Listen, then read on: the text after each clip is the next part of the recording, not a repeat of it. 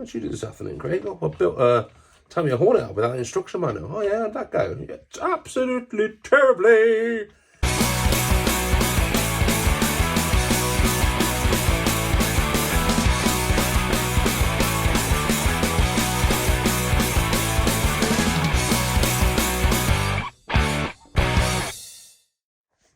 Hello everybody, welcome to the OAGRC. I'm Craig.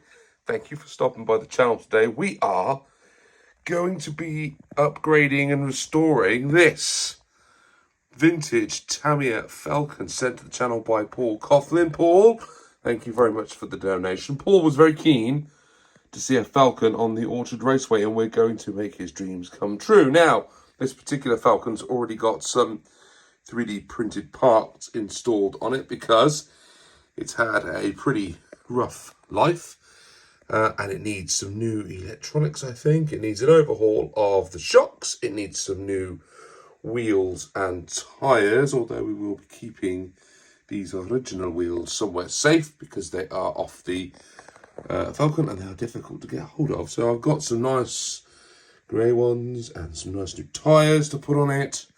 We've got some bearings back there. A whole stack of spare 3D printed parts should we need them. And also, down here and in this box is a reproduction Falcon body from Camtech. And I also have some decals somewhere, so we can do another body shell in the proper original livery. That can go on it what's on the shelf, and then when we're running it out on the Orchard Raceway, we'll use this cool blue two-tone, blue and white with a silver wing. So that way it doesn't matter too much if we mess it up. And then we'll have a nice showroom version of it to go on the shelf. Now, let's start taking the chassis apart and see what sort of work we've got to do. Right, I've got you up on top, up on the big cam. Put some light on as well. Got the tyres on, they were easy enough. Loads of release agent. Look at the way they've got that white dust all over them now. Tons of release agent on those wheels, but we managed to get them on. A bit of wrestling. So, first thing to do with the Falcons to get the wheels off, I suppose. Let's see what's going on underneath this chassis. So, Paul got in touch. He's an avid watcher of the OAGRC, enjoys the Orchard Raceway series, and he said, buddy, I really do want to see a Falcon going around the track. And I said, well, that's great, mate, but they don't really come up that often for sale here in the UK, and I'll keep my eye out for them. And hopefully at some point we shall see one. And he said, you don't need to do that, I'll send you one. I said, really? Send me a Falcon? He said, yes. And sure enough, a little bit later, Falcon turns up in the post in a great box from America. And here we are, looking forward to getting it out on the Orchard Raceway. Now, first problem, as usually is the case with older models, I can't get that off. The hub is stuck. Classic little design there. I mean, that is different. So that's not a hex. That is a round hub. Interesting. That one's got a bit of a crack in it, but it'd probably do the job once the wheels on it. Very good. First problem. There's all sorts of, often is the case with vintage RCs, all sorts of shenanigans going on. And those are not flanged hexes for a start. And we've got this little washer that's been sitting over the two. And our good old friends, our dear friends that nobody uses, the Tamiya bushing. Crikey, that is well loved, that one, isn't it? Look at that wear. There you go. There are people out there that do use the old Tamiya bush. I am not, and we're going to replace those bushings with some nice freewheeling bearings. But let's get those out of there now. We're going to keep those. That tyre, they're the same tyres. That tyre has seen quite a lot of life. Can you guys see the difference of that tread? There's still a good groove in there, but it's just when you compare it to a brand new one, you can see the difference. And there's the rear one. I mean, the rear one's no contest, is it? The difference in the spike. They're well worn. Those tyres will be coming off, turning some tyre walls for the Altered Raceway, no doubt. So we've got all sorts of shenanigans going on that side. Let's see what we've got going on this side. We've got the same setup at the front with the nut and the washer. Another bushing, and no doubt another bushing on the inside of this wheel here, covered in grime. Let's get this wheel off the back. Last one. Actually, that buggy, when you take the wheels off it, it looks really mean. I wonder whether the wheels, because they're slightly smaller, these wheels, aren't they? They're not your normal size RC wheel. They're a bit smaller, I think, designed to go on this. I wonder if I could replace these rears with some hexes and put some regular sized wheels and tyres on, and whether that might just make things, that one's cracked as well, and that might make this buggy look a bit meaner. It's got a heck of a stance, hasn't it? If it was sort of straightened out a little bit on the suspension, maybe you could make the Falcon look a little bit racier. I don't know. I think all ideas flowing through my head at the minute with this one. So the body shell off it then.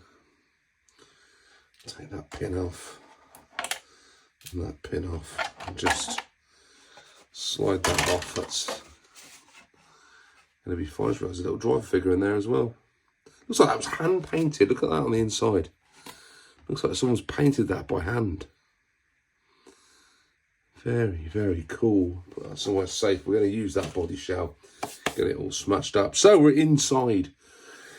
We're inside the Falcon. We've got some old school electronics going on here. So this is an old MSC. So the throttle control at the front ran from another servo. It's not actually, that servo is not installed in here. And that would have moved this forward and backwards to move the throttle. And then it had this, I don't know what they're called, transistor or resistor or whatever it is at the back here. It would have dumped out a ton of heat at the back as well.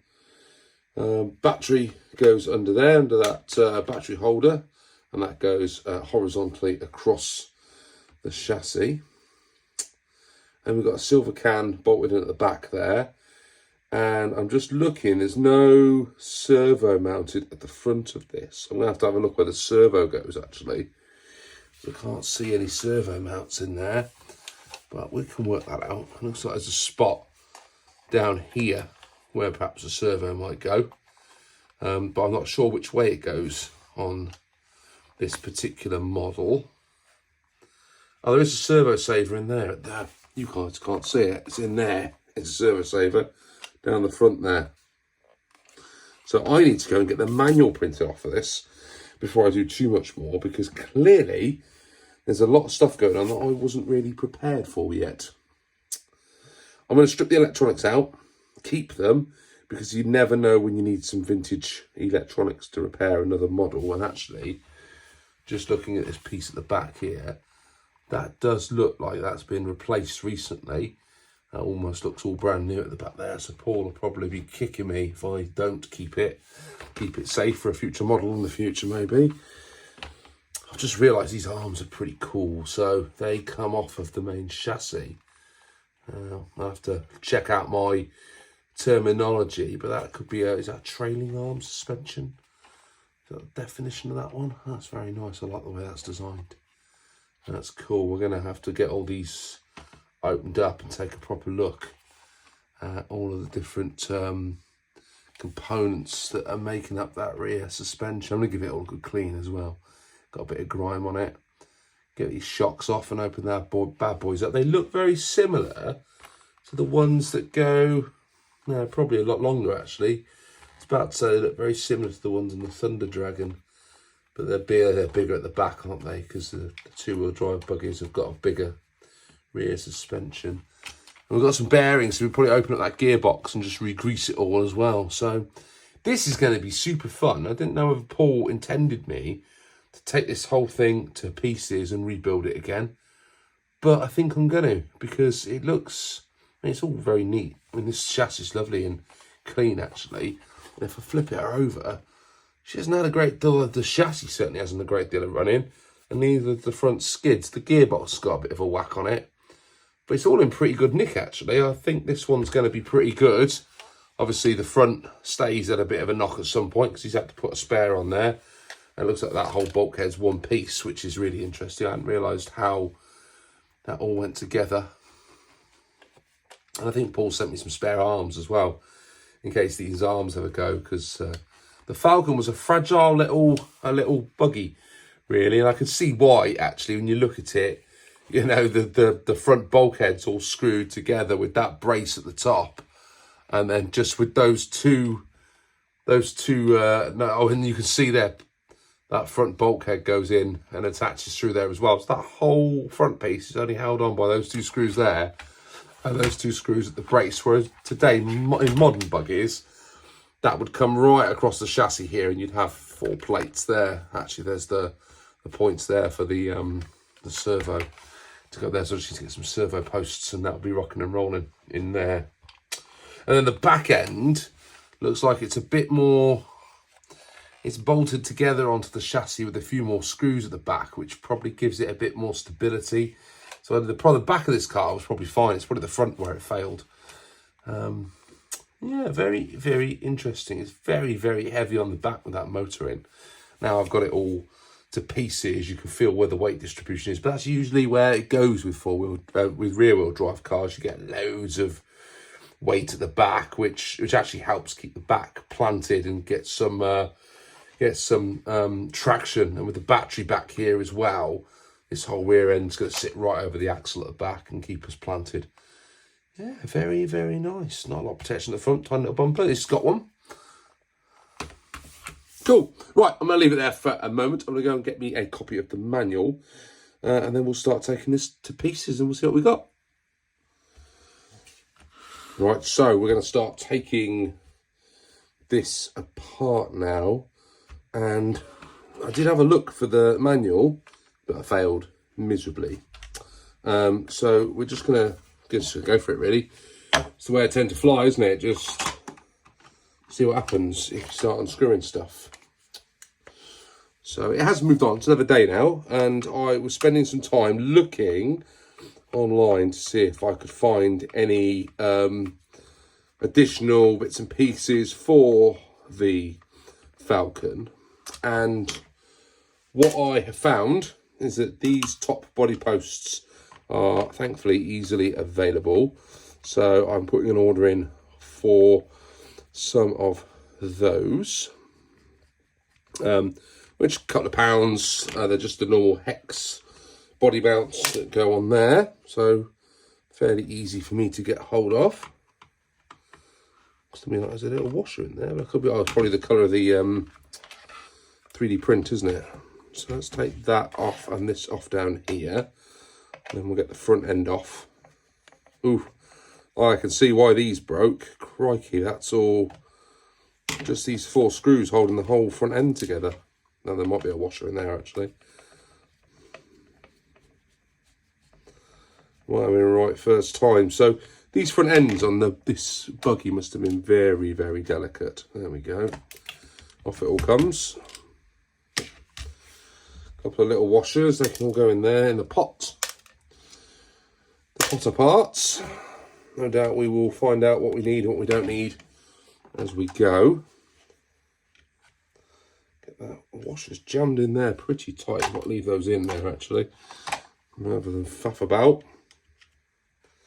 Yeah, leave those washers in there. Right, so front end taken off. I will remove the shocks at some point so we can service those and put some new oil in them. I think we'll leave that pretty much as is. There's the servo, well, part of the servo saver, the servo horns on there. Probably leave that as is. It looks to me like that front upright this side had a wee repair jobby done on it, so that's obviously cracked and slapped at some point. So Might see if we can find some more of those uprights to go in there. Should be findable, should be all right. Should be able to get those. Good. So front end's off. Let's remove the gearbox next, which that will start. Maybe we take this off. Let's take the MSC off here, because we're going to replace that anyway with a ESC. Bit of good old-fashioned RC legacy there. Now, I do love a good manual speed controller, and the reason I love manual speed controllers is because the old school feeling you get slamming from front to back. You're going forward, you've got the accelerator on, and then you slam it into reverse. And for those of you who watch my intro videos, you'll see my Raider, my old vintage Raider, showing a perfect example of what that looks like in action, where the front wheels are doing this way, and then all of a sudden they just start going that way, even though the vehicle's still moving in the forward direction. I used to love doing that as a kid, but the problem is it wrecks your gearbox. But it's still good fun, and yeah, that's what I like about them. You don't get that with the new ESCs. They're all designed to, they apply the brake and the wheels come to a complete stop, or the gearbox stops before you press go again.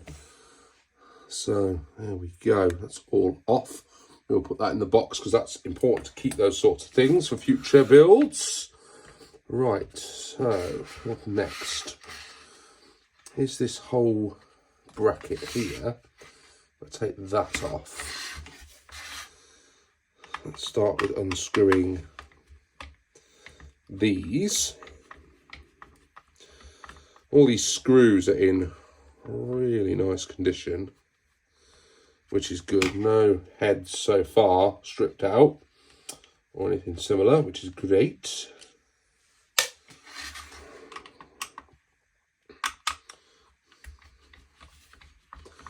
Going to give this all a nice clean up as well. Although, I'm not going to spend too much time cleaning it, because the minute this thing hits the orchard, it's going to get covered in dust and debris, because that's what happens out on the orchard. I'm just going to take those shocks off. And I don't know how this is all going to come loose in a minute. Ooh, there's quite a long bolt in there.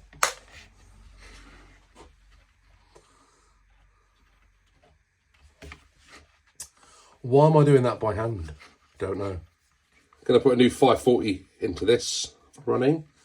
As you know, we start off on the Orchard Raceway with kit supplied motors, which in this case would be a 540. Oh, crikey, all that coming out of here. There's that bolt. The little spacer sleeve is in there as well. So we got that out. That's one. Let's do the same this side. Get this one out this side as well. Don't know how this is going to edit together, this video. It's always, I haven't done a full chatty build for a while, so I'd imagine there'll be a bit of editing going on. Whether we hear this bit in the edit or not, I don't know. We'll find out, but it's always part of the fun, isn't it? Doing these videos, you never really know what's going to happen, so it's always good to have the camera running, and then you have like hours and hours and hours of editing to do to bring it back down to something that's sensible and makes sense to people. Crikey, it's a good old bolt going through the top of those, I can tell you. Let's have a look at the manual to see if that was a standard piece or not, or whether that's a retrofit. I mean, this buggy, I mean, it has been used, it has been run, you can tell, but I don't think it's been run a lot. There's a lot of quite neat plastic. It looks like it may have had one drive or two drives, but it's pretty tasty under there, isn't it? I'm sure there's going to be some of you watching this at home going, what on earth is he doing to this Falcon? He doesn't know what he's doing. He's not looked at the manual. You'd be right. I haven't looked at the manual. I don't know what I'm doing.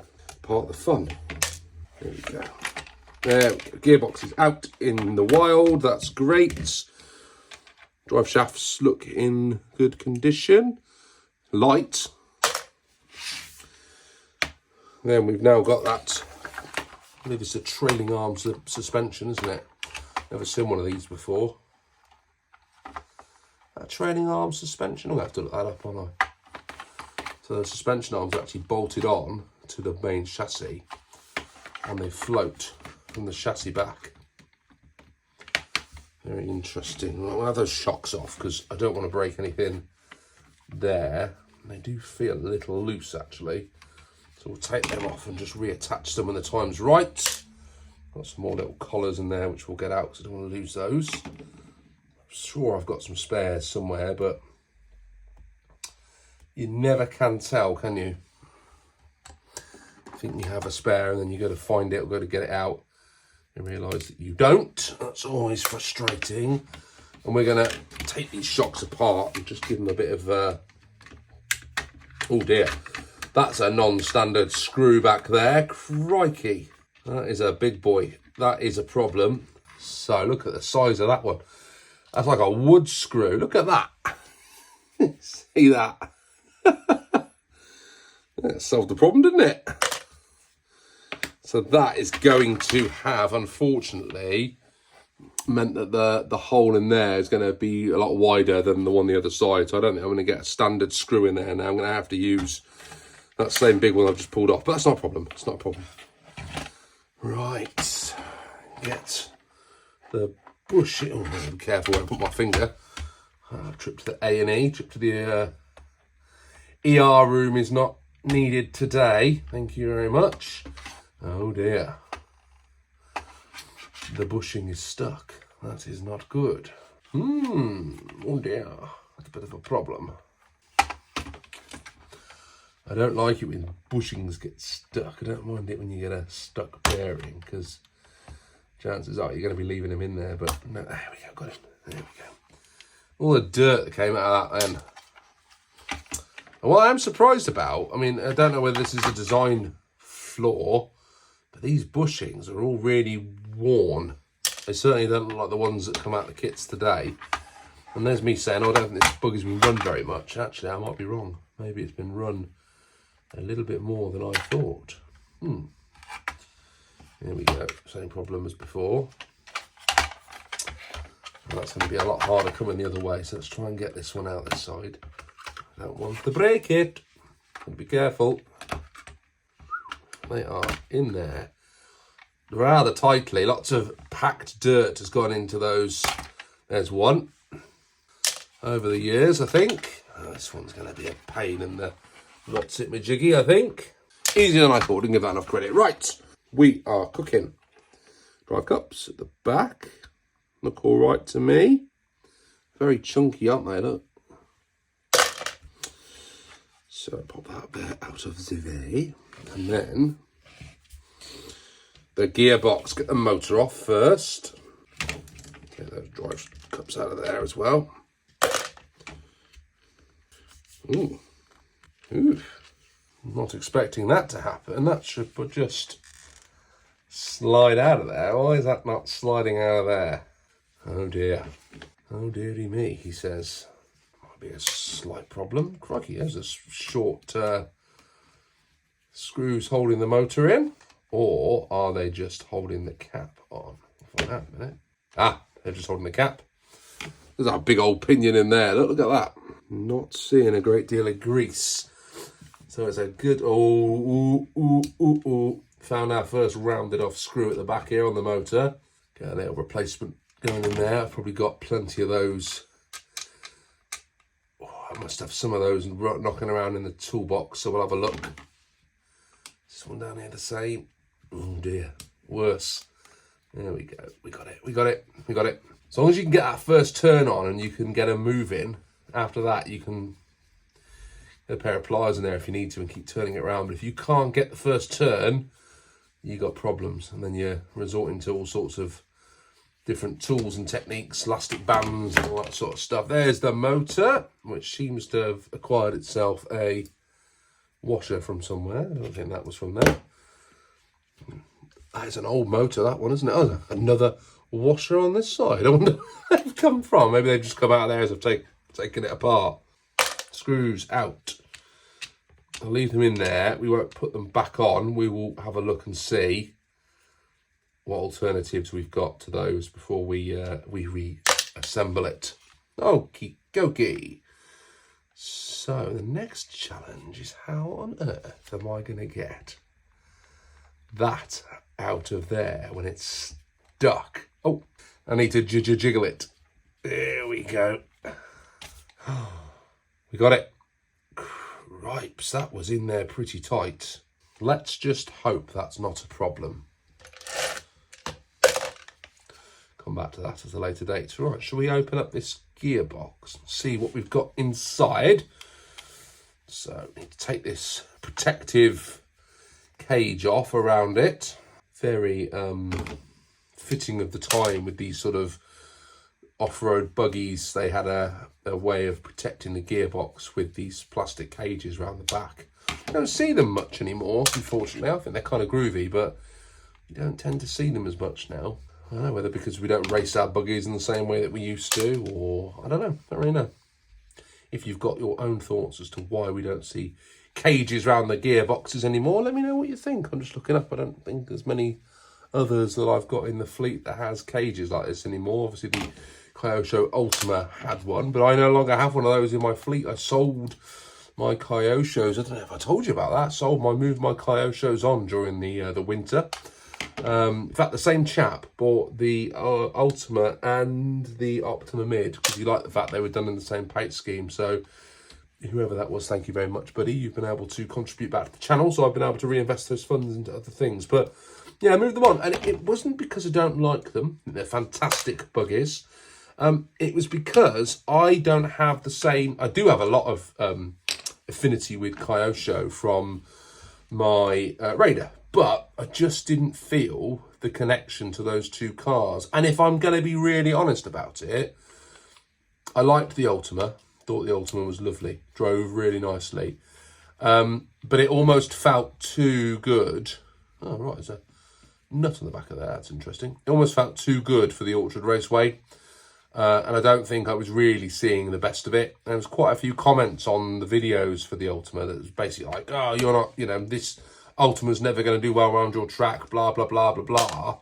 And yeah, for the first time in a while, I suppose I actually was slightly influenced by some of those comments. And I thought, actually, this person's right. It's not going to do its best around the Orchard Raceway, because the Orchard Raceway is a very tight circuit. And I think those, and maybe a more vintage Ultima might, but that modern one had a different drivetrain. I'm sure the gearing was different or felt different on it, and it just felt so much quicker. And it just struggled. No, it just struggled. I didn't enjoy it in the way that I wanted to. So I moved it on. And the Optima Mid, I did a video about Optima Mid versus Top Force Evo, and it was interesting. There's a lot of split people between those. And I realise now they're from different time frames. The Top Force Evo was 92. Optima Mid was back in the late 80s. So quite a gap between those two releases. And I think on reflection, it probably wasn't a fair comparison. But the Top Force was so much better. So in my mind, in my opinion, so much better. And I enjoyed the way that drove. And I didn't feel I've set up the Optima correctly.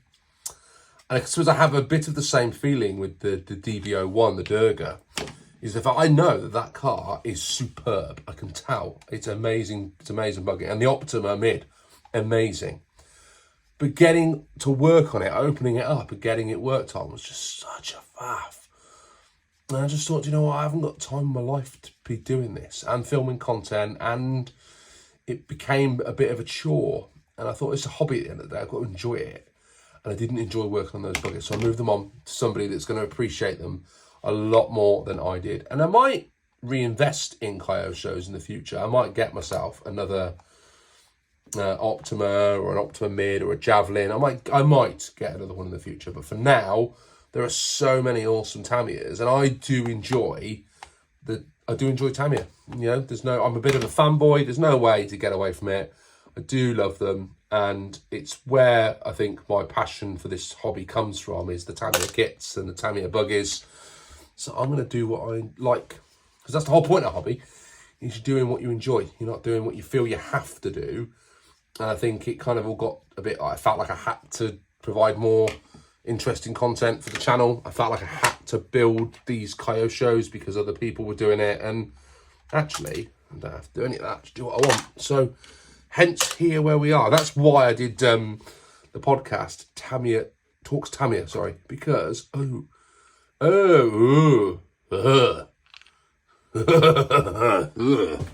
dear. That needs cleaning up and re-greasing, doesn't it? There's still a bit in there, but there's a lot of grime in there as well. There's a lot of grit that's got in there. The gears, thankfully, are all in good shape, which is good. The gearbox needs cleaning, which is bad. So I hate cleaning gearboxes. That involves lots of hot water. So that's what we're going to do. So let's just get... here's one I prepared earlier. A tray with some bits and pieces in it that I need to take out of the tray. Those were from the Durga when I was changing the front wheels on the Durga. Have I told you I changed the front wheels on the Durga? I changed the front wheels on the Durga and put on some Tamiya Star tyres, which I'm still not sure was the right thing to have done, but it's too late now because I've done it. Sorry, I've left you. I'm just getting another tray to put these bits in. Put these bits in this tray. So yeah, I've saved all these little parts. So I'll just go into the toolbox if we ever need them in the future. And then in here, we're going to deposit. Yeah, I changed all the wheels on the Durga. I don't know if I showed you. Here, it's here. Look, I changed the tyres and the wheels on the Durga. But it doesn't look right now. It looks a bit weird, but I'm going to go with it because the tyres are better suited to the Orchard Raceway. But in changing the tyres, I found out the diff's a bit of a mess. So that's why I said earlier, I've got to open that Durga up and change all the bloody diff. Whichever diff it is. There's bloody bearings in here. No, there's a bearing in here. There's two bearings in here. There's one there, and there's one in there. There's a bushing at the other end of this. So someone started to bull race it and got bored, or had a couple of bearings knocking around and got bored, one of the two. So that's just, there's another one. What's that in there? There's a bearing in there, okay. So there's a bush there. Bush. Yeah, it's a bush. There's a bearing there. So let's pop that out. There. Oh my goodness gracious me. Oh, look at that. Oh. Look at that. It's coated in grease and grime. Still spinning though. Crikey. So I don't like gearboxes that are old. Full of crud. You'd have thought by having a child I'd be used to snot and grime and horrible stuff, but I'm not. I hate it.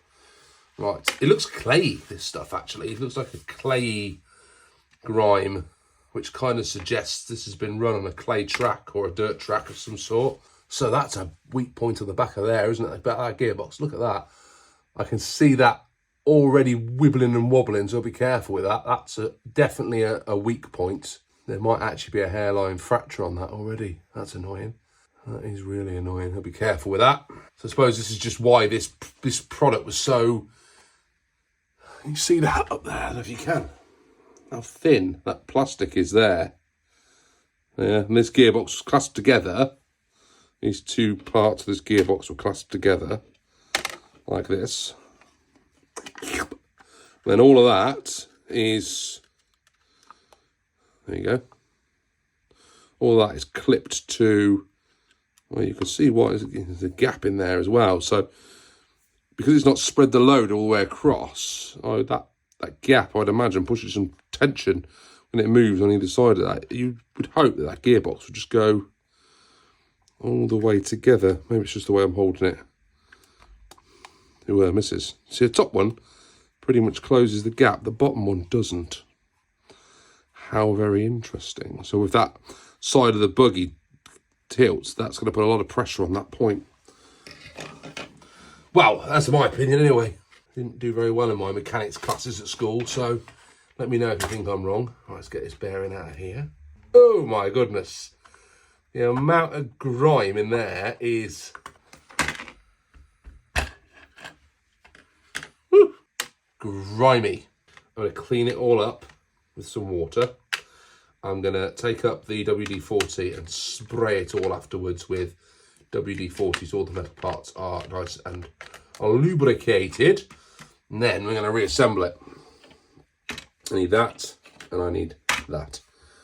What a mess. But this is why I wanted to open up the gearbox. I wanted to see what was in there and what sort of mess this is in. And, you know, I think it was a good idea because that is definitely not just grease in there. That is grease plus grime. And certainly on this side as well, it's the same.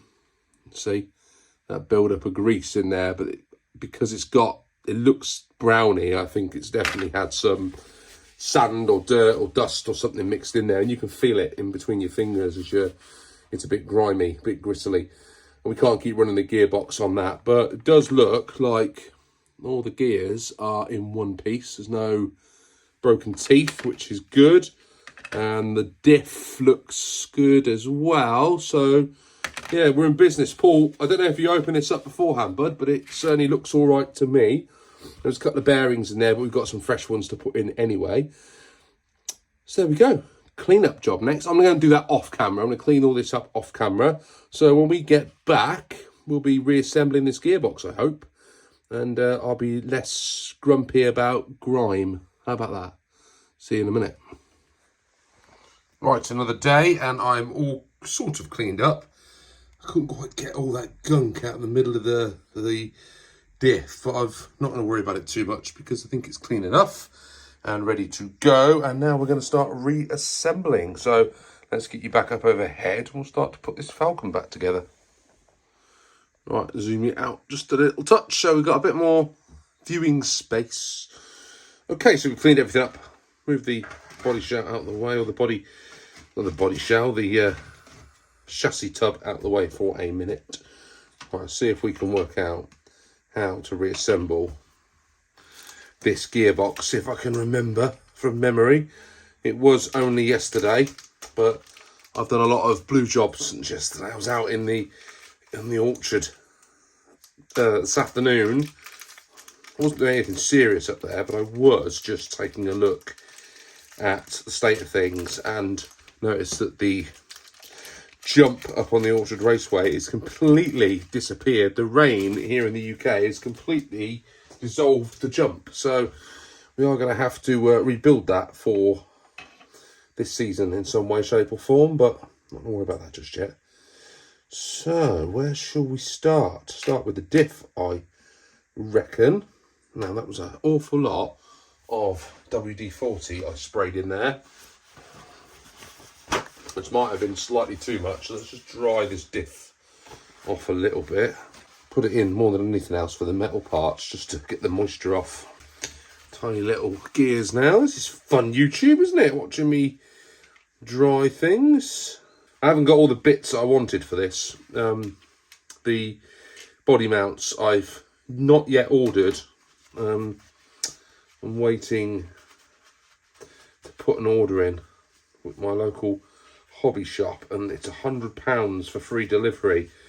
And I don't know about you guys, I hate paying for delivery if I know I can get it for free. So I often save up all the little odd bits that I need, and then I'll place one order for all the bits that I need all at once rather than paying for the delivery. And that sounds silly, but works for me, because I mean usually those retailers don't make any money off of the shipping. They're just recharging the cost on. So what they really want is you to place a bigger order for all the stuff that you want. It's more economical for everybody that way. So I'm going to try and do that. Right, so all those, I'm going to worry about those bearings now, worry about those later. Put that out of the way for now, because I'm going to put some fresh ones in, so we don't need to worry about that. Right, let's get some bearings out. We need a couple, I think, for in here. There was two, those are 1150s, aren't they? Two 1150s, and I think that's the lot there. That little fella goes in there. Big boy in the back in there. Right up, that's a bit tight. There we go. Big boy in there, and a big boy in there. Nice. Now, I do have a new body shell I think I mentioned it to you earlier in the video. Oh, that's the wrong one. I do have a new body shop. I'm not going to get around to doing that today because the weather has gone foul again in the UK, and it's definitely not a good time to be painting up bodies, that's for certain. So we're not going to be doing that. Just while I'm waiting for my iPad to get some charging, just dipped into my spares box and found the knuckle to go in the upright that I needed to repair the front upright with, I think, this exact right ball connector on it. And it just shows, doesn't it, all that junk that you keep. And you think, oh, one day I might need one of those. And I needed it. And I had it. And it was in the box. I could have chucked it away or could have given it away. But actually, when it turned out I needed it, it was there for me. So that's one of those chuffed moments where it all paid off. I had the right piece.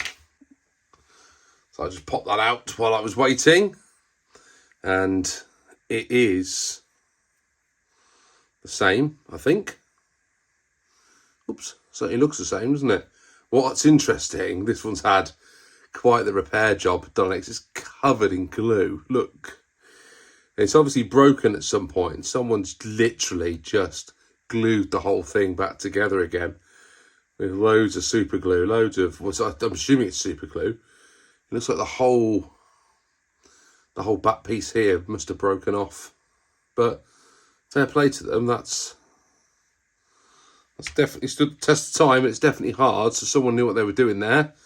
But we've got a brand spanking new one put in. So this is taking forever. So I've just decided to go for it, and I've started to create my own way of doing it. So I put the gear in, and I use one of the out drives underneath to stand it all up. Pop that into this side of the gearbox, place the diff and the gears in, and then greased it all up. And now I'm about to just pop a bit of grease on this one and flip that over the top. And then I'm going to put that gear in there like that without knocking it all over. And we are all gravy. That's the way I've decided to do it. Now, what I'll see hopefully when the manual comes up is that's the way that it tells you to do it in the manual. But it's taking too long. Don't know what's going on. So I've just gone for it. And in the meantime, I've also stuck some oil, some 300 Tamiya oil into the rear CVAs. They were actually full of oil. No problems at all.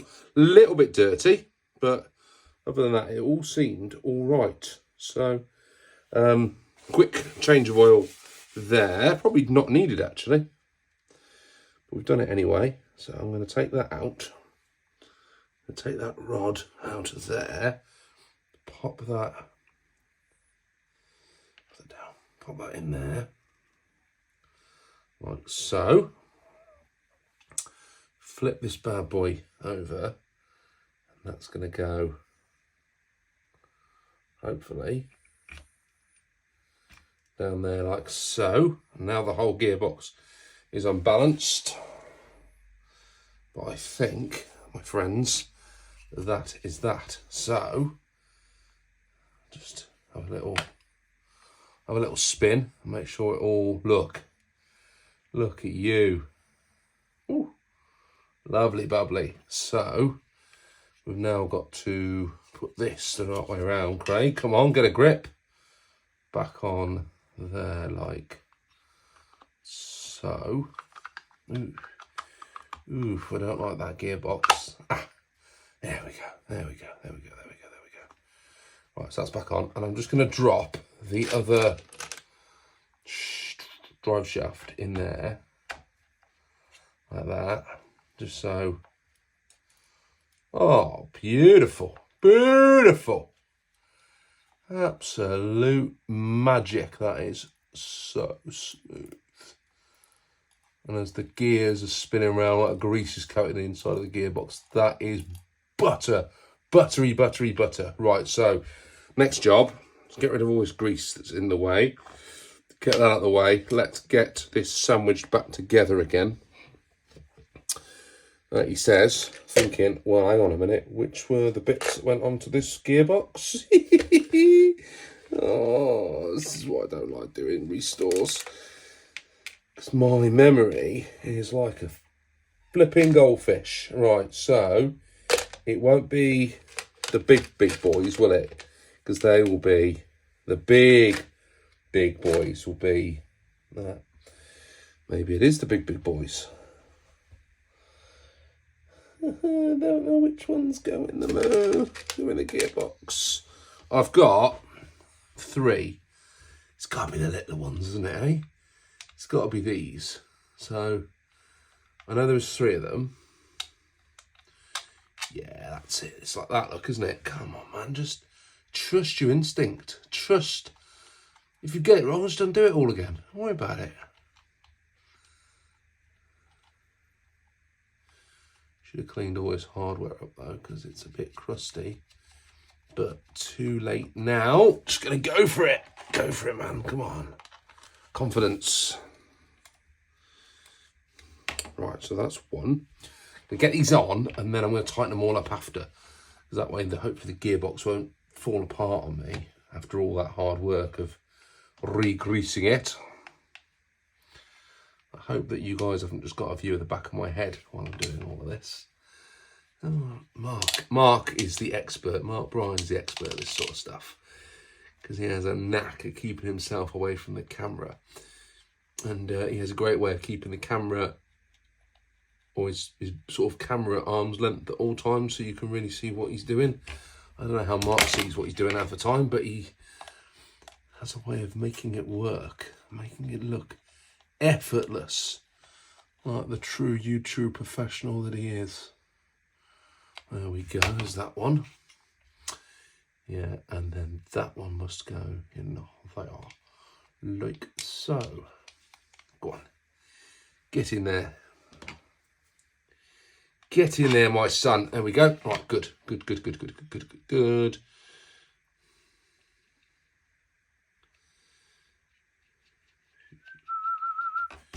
We are cooking good looking.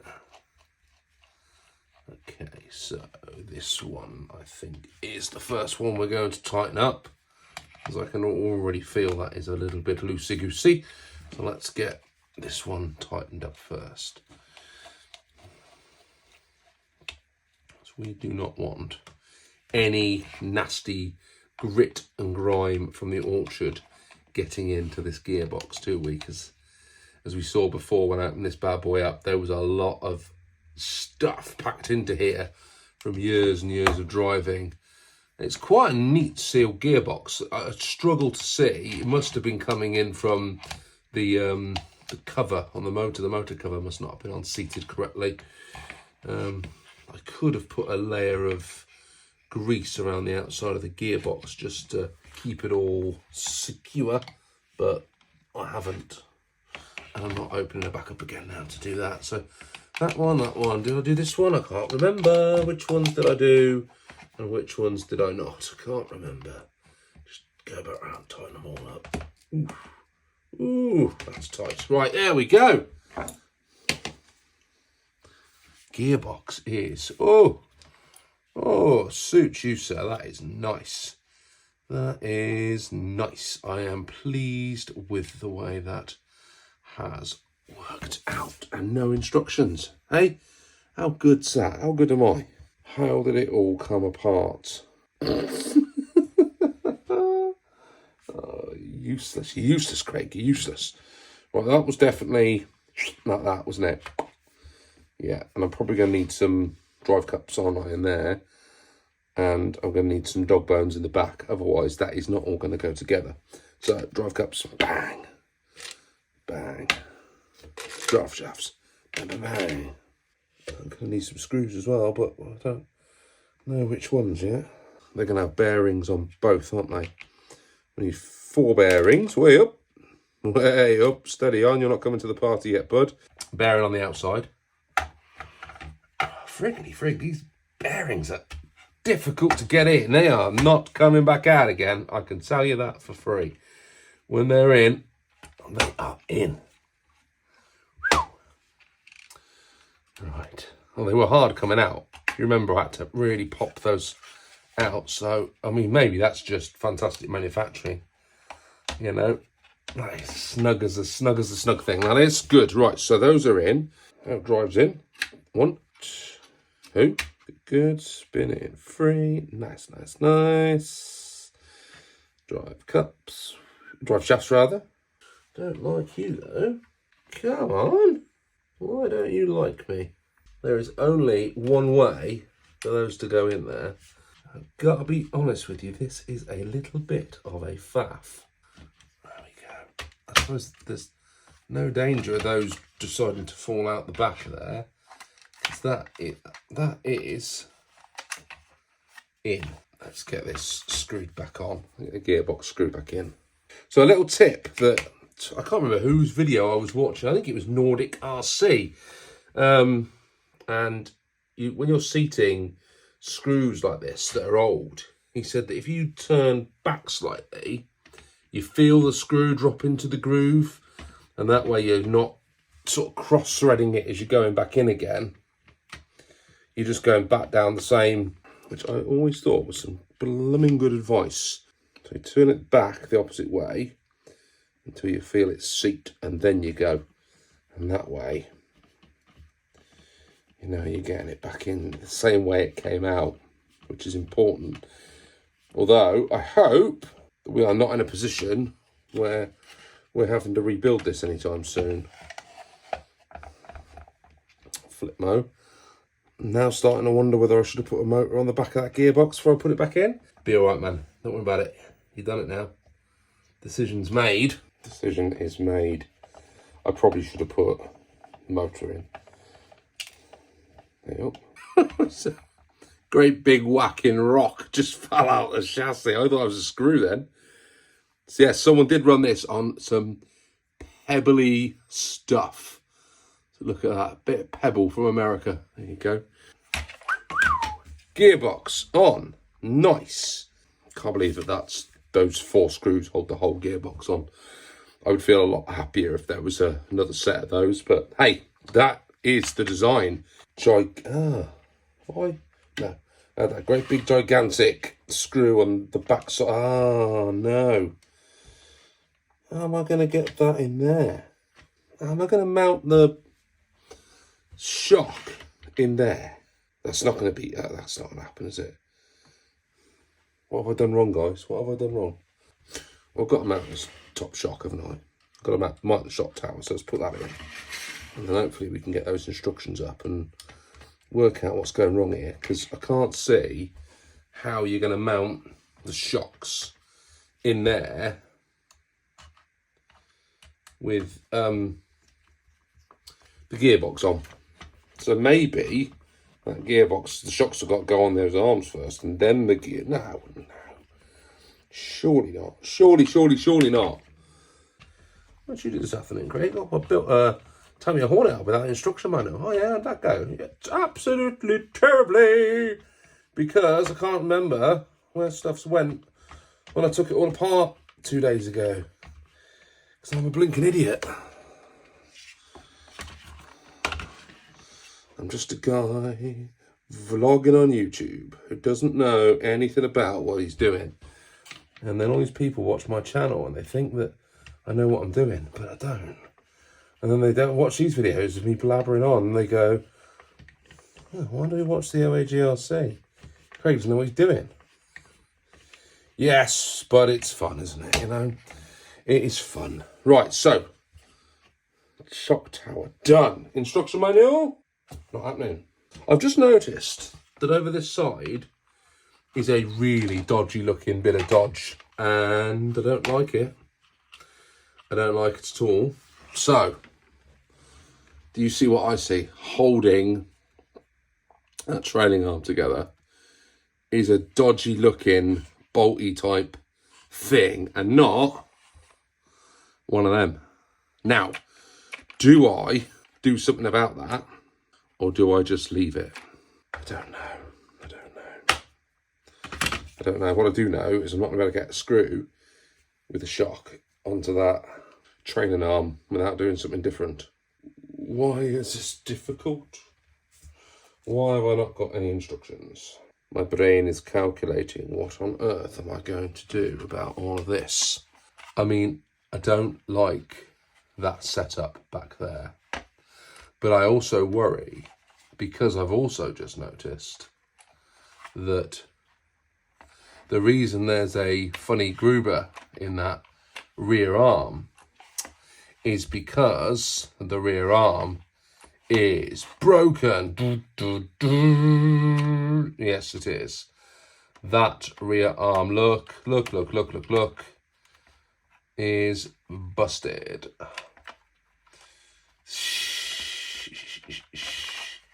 Not good. Not good. That is bad news. We are dipping into the tin of spares, and I have lots of other arms and lots of other pieces and lots of other various stays. But what I don't have is an interesting piece, which is a bit sad. There's one of these. What I don't have, I have front arms, bulkheads. What I don't have is any spare rears. Oh dear. Oh dear. Well, I'm saved by my lack of manual, because we're going to leave it there. We're going to have to press pause because I'm going to finish the restore, but I'm going to have to go and find me another one of those trailing arms, because that's not going to last too long around the Orchard Raceway. You know, that is already working itself loose. And that's probably why I noticed that this side is a little wibbly wobbly and this side's a bit tighter. So I need to find looking at it from the front on, a right rear trailing arm. Oh, what a blow, isn't it? Still, we can make it work. I'm sure we can make it work. And actually, that is probably going to be all right for a little bit. It's not going to be all right forever, though. So we're going to have to sort it. eBay is always your best friend, isn't it? So let's see what we can find on the bay when I get some instructions. Right, I'll see you all in a little bit.